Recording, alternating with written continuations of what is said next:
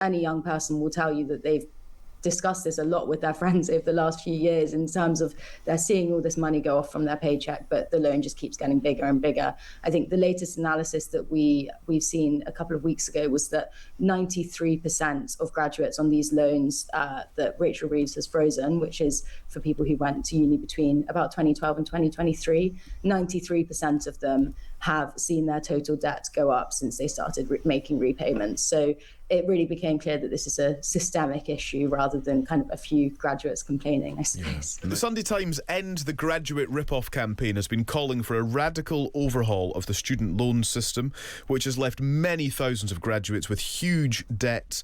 There may finally be some solutions on the way, because on Tuesday, MPs will publish their report on the student loan system after an inquiry. We don't yet know the findings, of course. It's likely, though, that there will be a costly recommendation in there for the incoming Prime Minister. Mary Downer, Sunday Times Money reporter, has been leading the reporting on all of this and campaigning indeed. Mary, good morning. Good morning, Calum. Tell us first of all about why the inquiry was launched. I think a bit of background as to how the student loans kind of issue came to the fore all those months ago and became a real point of concern and controversy. Yeah, I'd say the big catalyst this year was that in the autumn budget, Rachel Reeves announced that she was going to be freezing the threshold for some student loans for the next 3 years. So the way that student loans work is you repay above a certain threshold, 9% of your income. And that threshold was introduced with the intention of rising with median earnings. But the Chancellor announced she was going to be freezing it for 3 years until at least 2030, meaning that graduates would be paying more sooner and the Treasury would be, making a nice saving through that, or making a nice amount of money through that.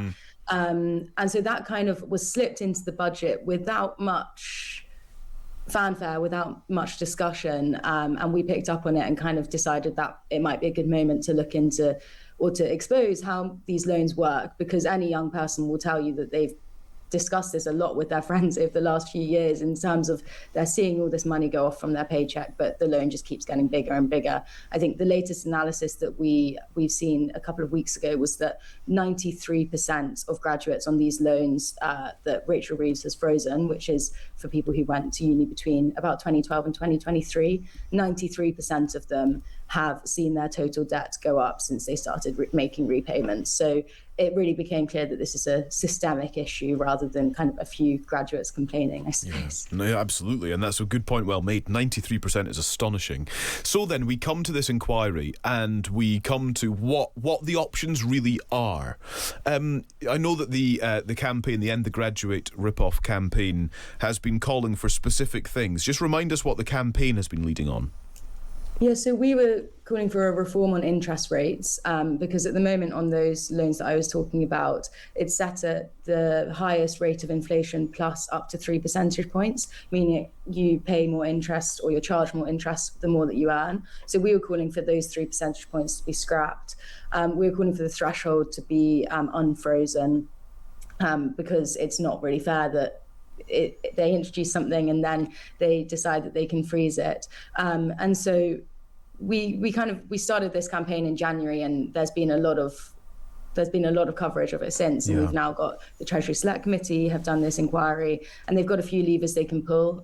Hopefully they'll do something ambitious. I mean, everything's going to have a cost, but I think voting in kind of young, aspirational, hardworking people is never a bad idea, but obviously all within reason. Of course. What are the levers then that they could pull when they make their recommendations?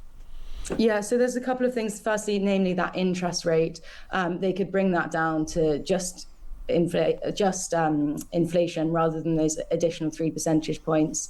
They could introduce a kind of more ambitious version of that, where they have, what we've seen in other countries. In Australia, they have a sort of reverse triple lock instrument where you have the inflation is the lowest of either average earnings or inflation. At the moment, we've kind of got the highest rate of inflation plus 3%. So there's definitely something they could do on the interest.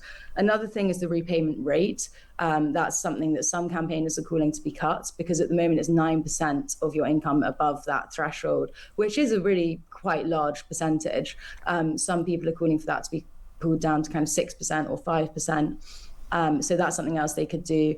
And then the other thing they could look at is the term repayment. Some think tanks have put forward proposals that you could cut the repayment rates from 9% to 5% or 6%, but then you might have to increase the repayment term, which at the moment for these kind of very pesky Plan 2 loans, which are those ones with the worst terms, at the moment it's 30 years. Some people are saying it could be extended to 40 years. There's lots of different ways that the government could pull levers, but one of the things they spoke about doing in the inquiry a couple of weeks ago was they were asking a lot of questions about whether the issue that graduates have is the name of the system, the fact that it's called a loan. And some people were saying, maybe we should rename it as a graduate contribution system. I don't think that would make much difference to the graduates materially. It would kind of be another way of making them feel a little bit tricked into what they're paying. But that's something else that they seem to be considering too. Okay. Feels like it's going to be more than a rebrand that's required, isn't it, here, Mary? Thank you so much. It's been great to speak to you, and we'll catch up again soon. That is Mary Downer, Sunday Times Money reporter, who's been leading the End the Graduate Rip-Off campaign. MPs published their report on Tuesday. Listen to Times Radio for the analysis.